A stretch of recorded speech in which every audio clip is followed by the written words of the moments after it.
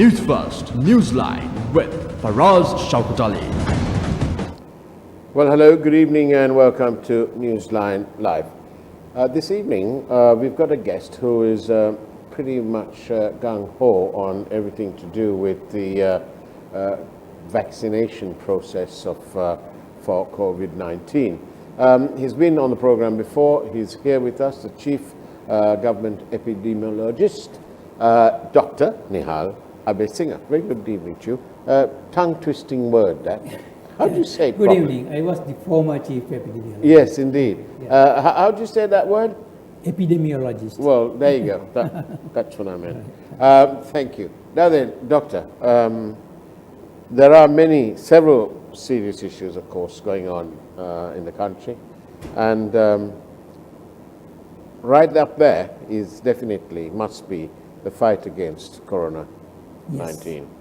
So, from your perspective, is this rollout of the vaccine doing well, doing okay, middling, any problems?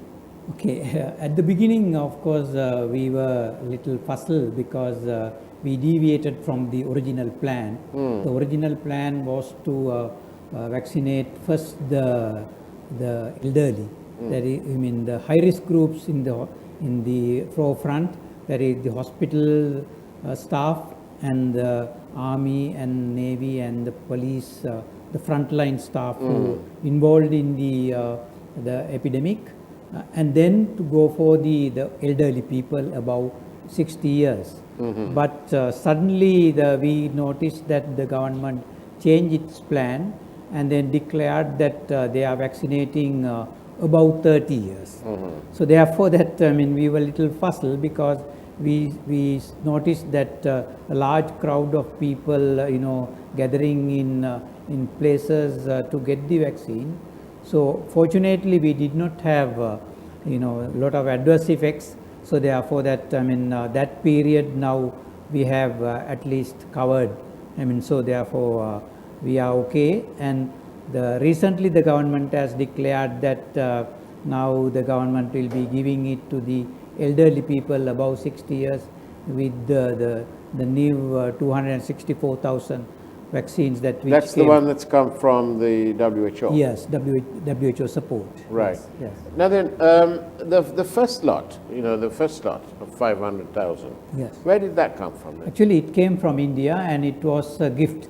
I mean, Oh. yes. So there you go. The Indians really are terribly nice people, Yeah, giving India it to gave, us. quite a reasonable amount of vaccine to start the vaccination campaign in Bhutan, in Nepal, in Bangladesh. Oh, and God in Sri bless Lanka. them. They're nice people, wonderful. Even though we didn't give them these terminal, we're not giving them the West. So, but that's something else. Now then, you've explained this.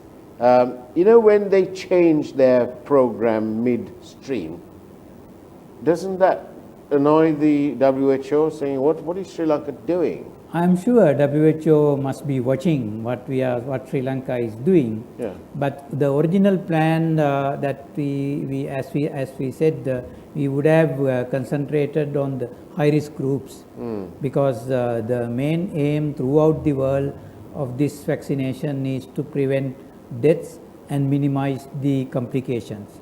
So that would have been the target, but we changed a little bit thinking that we can reduce the transmission. We don't know whether we really reduce the transmission or not, but because that we were addressing two clusters in Minuwangoda and Paliagoda and in the prisons.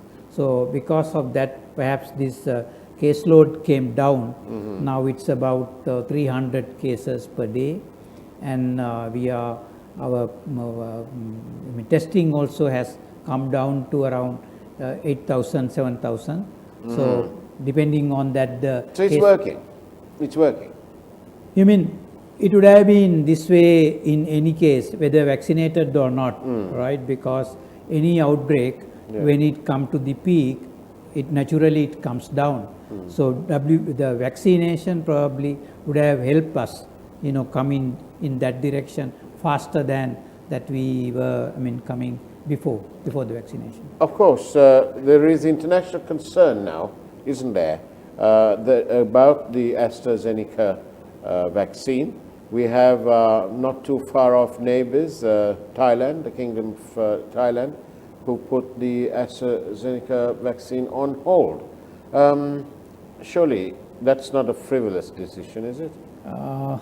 Actually, that decision came because that several countries in Europe, they reported that increased blood clotting following vaccination.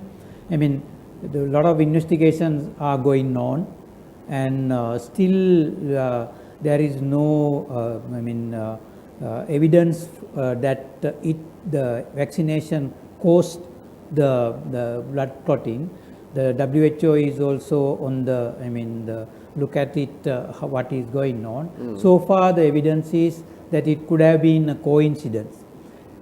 Doctor, can I ask you? Yes. What about cardio patients who have some people who have a higher tendency of their blood clotting? Then, with the information that is now coming up, or seemingly coming up with the AstraZeneca, those cardio patients with a higher tendency of clotting, don't you think that they'll be adversely affected by AstraZeneca? Could have been. It need to be studied, and I'm sure the studies are ongoing. So evidence might come little later. So for the moment, what the European countries have done and what Thailand has done is on the suspicion that they have, suspended their programs. But WHO clearly still says that the countries can continue because there is no, hard evidence to stop vaccination at this moment. So we can certainly continue, but we need to look at our own evidence. From the reported adverse events following immunization, whether we do have similar events. What about Plan B? Do you think, are you aware of a Plan B in existence just in case there's a delay in the delivery of the AstraZeneca vaccines? The discussions we heard that there are some, from government sides that they are still discussing with the Russian authorities and the Chinese authorities to get the Russian and Chinese vaccines. But so far, we haven't seen that any concrete evidence that government is going to right use now, Yes. 500,000 from India as a gift, 264,000 from the WHO, 764,000. No, another 500,000 Sri Lankan Also. government purchased from Serum Institute of India. Okay. So it's the same So we have vaccine. 1.2 million. Yes, 1.26. Now, yes. 1 million people have used, so was the 264 as AstraZeneca as well? Yes, it right. was So what AstraZeneca. about Plan B? If the second dose, which, what happens if that doesn't arrive? In generally, I think what we expected was that we decided to delay the second dose based on the current evidence. Yeah. So we are expecting to give the second dose after 10 weeks Yeah. or 10 to 12 weeks. Yeah. So if by that time, we started end of January, so February, March, April. If we get some vaccines in April, we can manage for giving the second dose. Can we imagine a situation where that, for whatever reason, it doesn't come? The Serum Institute said they had a fire, they had other orders. Now they're saying, well, we'll deliver it on time. Taking into all that account, if there's a delay, can you mix the people who got AstraZeneca with the vaccine from, say, the Sputnik one or the Chinese one? So far, there is no, that is agreement for mixing of vaccines because UK, of course, I mean, because that they were starting very early with both vaccine, Pfizer and AstraZeneca. So it's not one generic thing. It's three Yeah, different I mean, things. there is not enough evidence. That is the reason. You know, this is a new disease, and we are dealing with new vaccines, and several vaccines are coming to the market. So therefore, that I mean, we need some time to get solid evidence for to take these decisions. So at this moment, it's too early to take decisions. So if something goes wrong, perhaps because if we don't get vaccines on time, perhaps that we can deliberate, and based on the evidence at that particular point of time, we may have to take a different decision, but not now. Okay, and now then, with much of the world getting their vaccines and so on, there are people who are beginning to travel. Yes.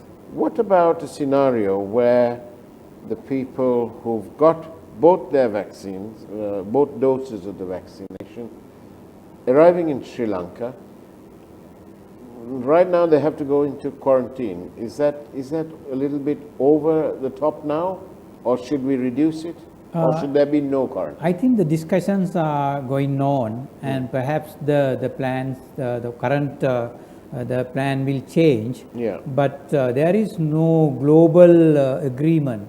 The WHO has not given its clearance to change the plans with the people who are traveling with vaccines. With vaccination.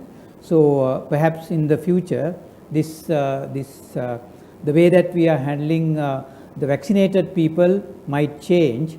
But so far, what the WHO advice is travelers to continue the quarantine and take all precautionary methods to prevent the spread of the disease.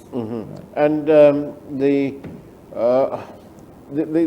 need for quarantine, I noticed that if you are in paid quarantine, you tend to be slightly shorter period than if you were in government quarantine. Is that, how do you explain that? Yeah, actually this decision WHO has allowed countries to take. So some countries have taken 7 days of stay in quarantine and then releasing the people. Now here in Sri Lanka, still the paid people, they go to the hotels, and then they are given 2 or 3 hotels when they arrive at the airport. So they select which hotels to go, and then they are quarantined in hotels, and then the certain individuals are sent to the government centers. So far it is 14 days, but I heard that very soon this will change, and the people who are going to the paid hotels perhaps may be able to go little early after doing a PCR. But the others, because they are going to places where they are jointly kept for quarantine, so that there is a possibility of internal transmission. So therefore that they might let's find out the ideal scenario after this short break. During the break, of course, we're going to find out what's in store for the primetime news. Well, let's look at the headlines.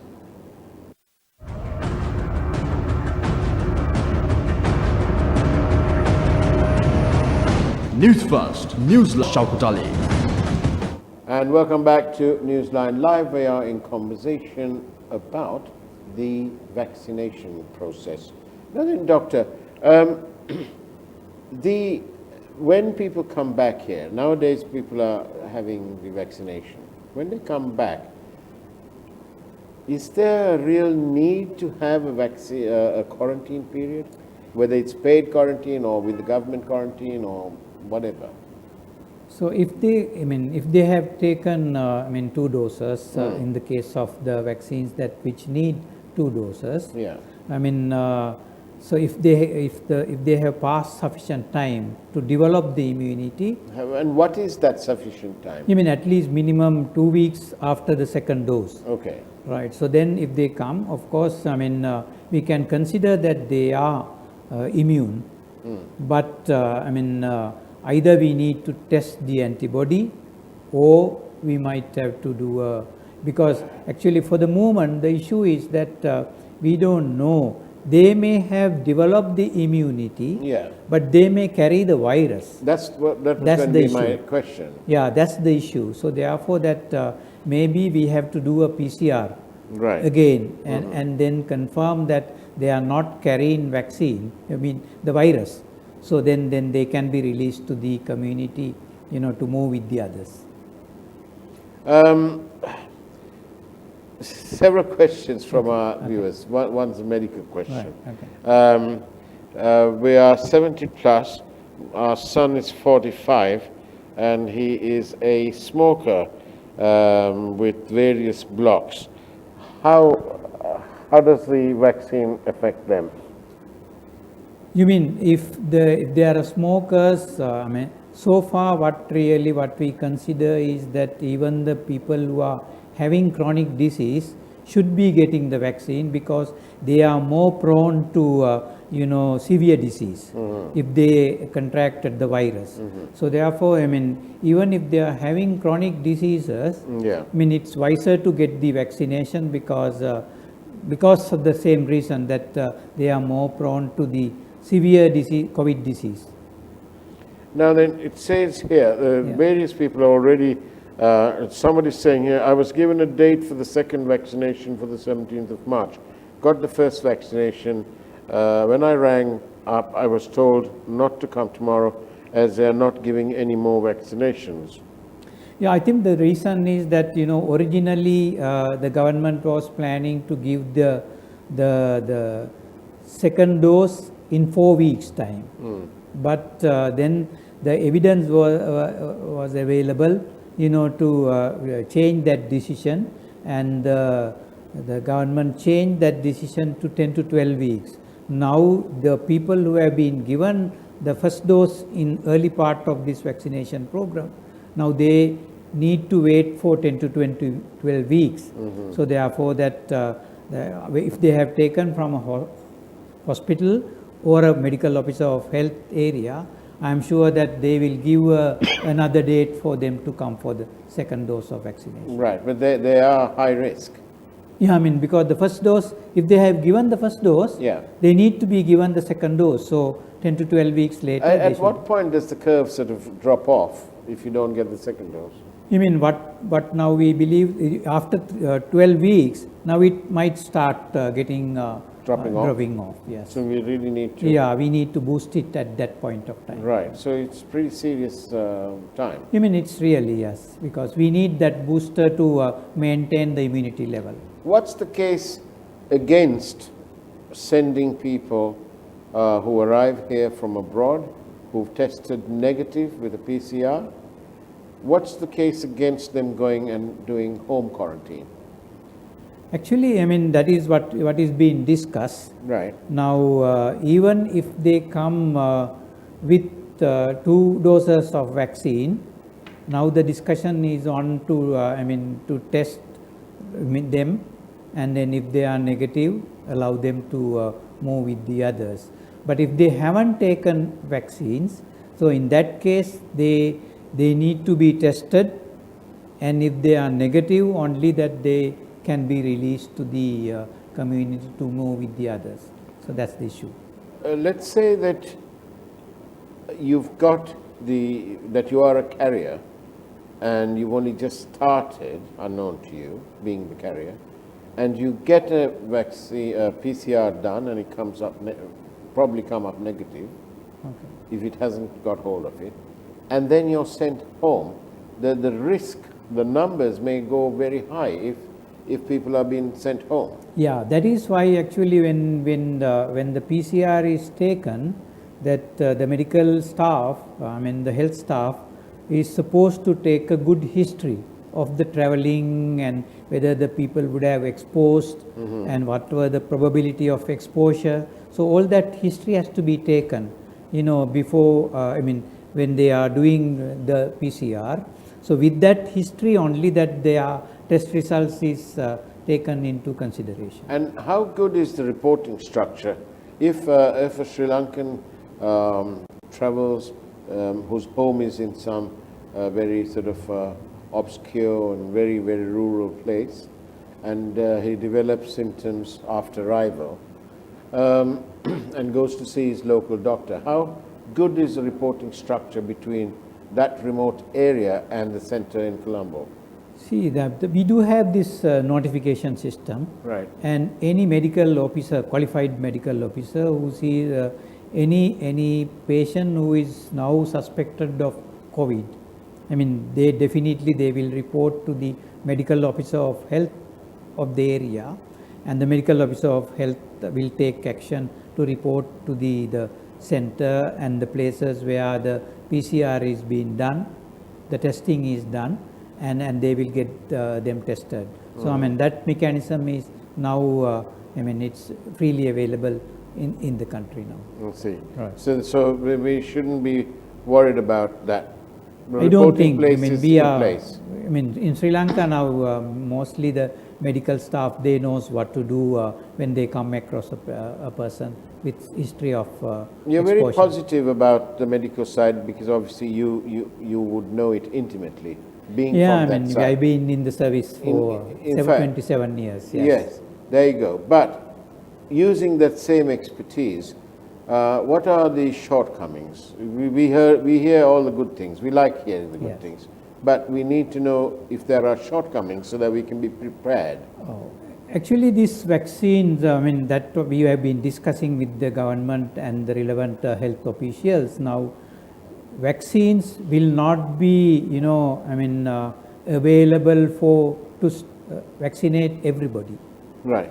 Because there is a shortage of vaccine because, though we have about 15 manufacturers competing with each other to produce different vaccine, they may not be able to produce enough vaccine during the next couple of months. So in the world, there will be a shortage definitely. So we need to use this available vaccine effectively to minimize the deaths. So I think we are not really targeting the risk groups, high risk groups. That the government has to really look into that. And with available vaccines that we are getting from different sources, I think we have to use this vaccine what we get, to get the maximum result out of the available stocks. So that's really where we need to concentrate on our plans. And can I take you away from all of this and come to something a bit wider? In Sri Lanka, the world has been living with these things for more than a year now. In this year, people have been able, because of a lot of them being homebound, children, especially children, are homebound, and even the parents working from home and so on. So it's actually given people an opportunity to see their children grow up. Somebody sent me a message today, said that in the last month, the children have grown up by 2 inches, and so on. Is this a good thing for family? Is it one of the brighter things, if ever there is any brighter thing from this pandemic? How good is that for our general well-being? I am sure the parents really had a very good opportunity to be with the children and to see what the children are really needed and see that how they are growing, what their needs.